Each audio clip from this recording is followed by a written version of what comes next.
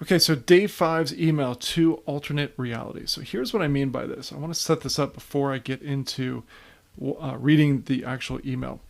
So we've got belief A and belief B.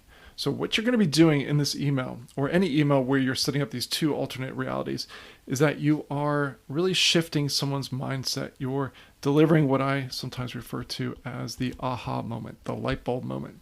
So they believe one thing, and now you're going to show them that belief is actually holding you back. Now, there's a methodology that I think about. You don't want to necessarily explain this, but I want you to understand. B-CAR. So beliefs lead to your choices. That's the C. The choices lead to your actions. Okay, so beliefs form choices, choices determine actions, and your actions determine your results. Okay, so if you think about it, why does someone buy your product?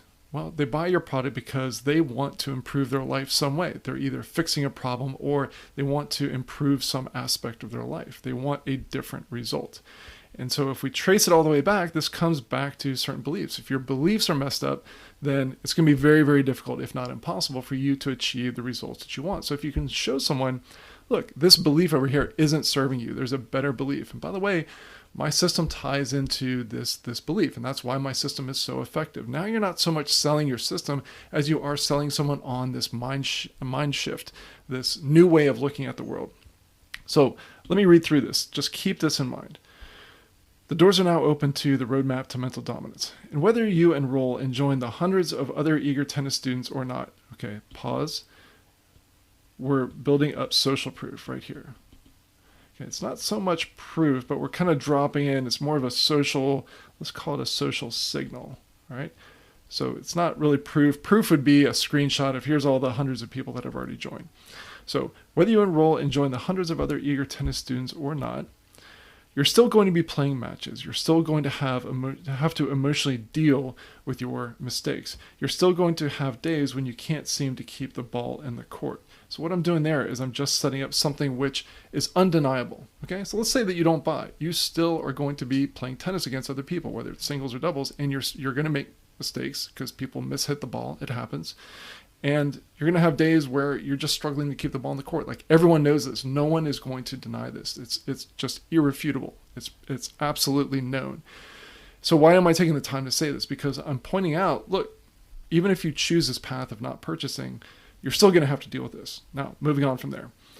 And your happiness on the court, your ability to, quote, keep it together, your ability to bounce back from bad shots, missed opportunities, bad calls, and downright cheating, again, all stuff that everyone knows happens, ...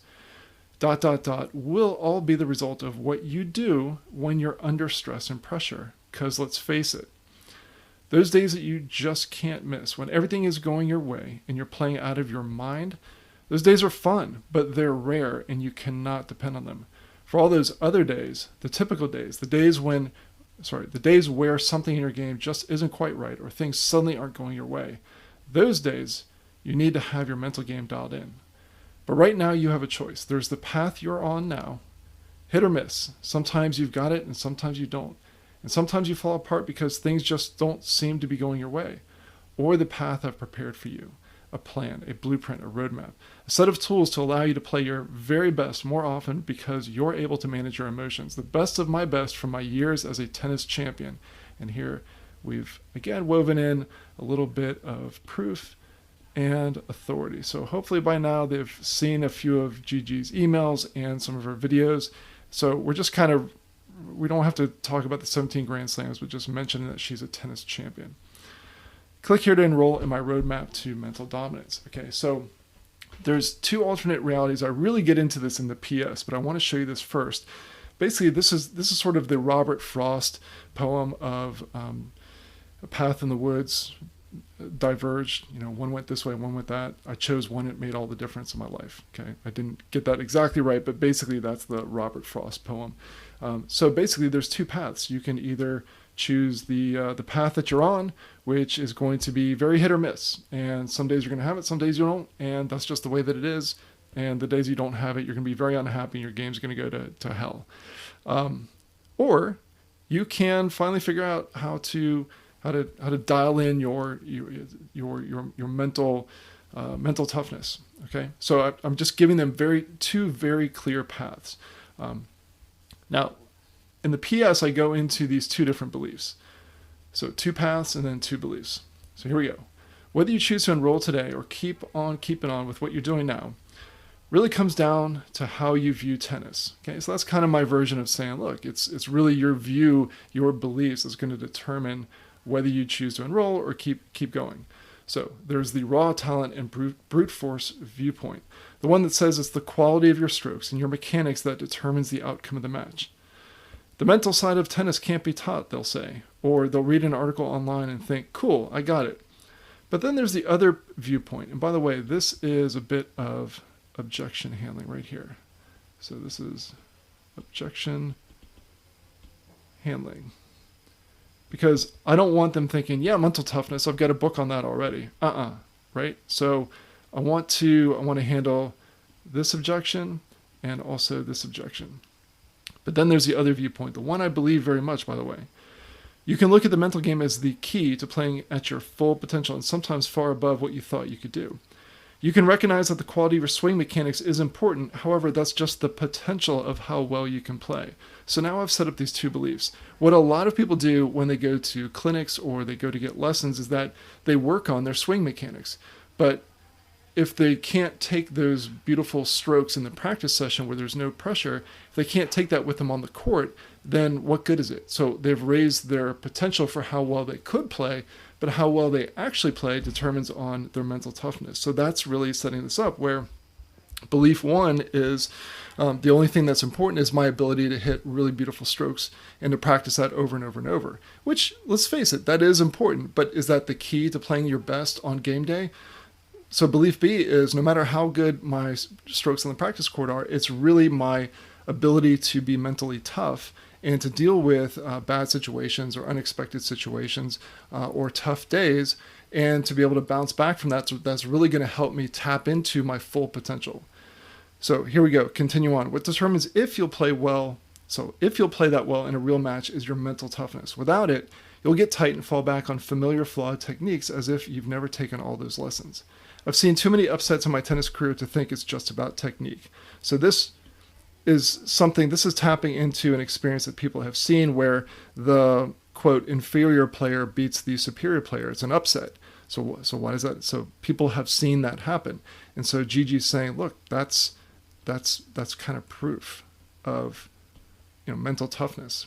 At the pro level, it really comes down to who's mentally tougher. Now, you probably aren't training to turn pro. So it's like kind of minor objection handling, like because someone might be saying, yeah, well, I'm not training to become pro. Like, is this really that important? That's the objection. But what worked for me to win 2 Olympic gold medals and 17 Grand Slams will help you reach your full potential. I think you'd agree, you can't play at your best if you're fighting yourself. Kind of makes sense. When the pressure builds, will you know how to calm your mind? Will you know how to focus your thoughts? Will you know how to keep your negative emotions and thoughts at a distance where they can't affect you? If you want a blueprint to strengthen your mental game, I've put it together for you. Grab your seat in my roadmap to mental dominance training. So that's it. It's really setting up these 2 different beliefs. Now, your email is going to be different because you're probably not teaching mental toughness in the tennis arena or mental toughness in any arena, probably. But a lot of times there is a fundamental belief. So it could be, if you're selling an e-commerce product, I was looking at an email just earlier today where the email was really kind of selling against the inferior quality that a lot of other purse manufacturers and bag manufacturers put out there. And this vendor has come up with a much superior product. And so there's a belief of, it's all about the money. And then there's the belief of buy it to last multiple generations, buy something high quality that really says something about yourself. So it's not just about the price, it's about what it says about you, about how you feel about yourself, how you value yourself, and also having something that you can hand down to your family, to your kids, etc. So having something of super high quality that's built with true craftsmanship. Like, it's just the type of person who buys that. It's not always that they just have more money to throw around and they don't care about money. A lot of times it's a statement about their beliefs. So their beliefs drive their choices, their choices drive their actions, and their actions drive their results. So if you can paint a picture of, look, you either believe this like everyone else does, or you're one of the few, the smart, who believe this other thing, or let me show you how changing that belief is going to get you to your goal faster. And by the way, my training course or my product helps you get there faster because it's built into the foundation of this belief that's going to help improve your life. So that's the 2 alternate realities email.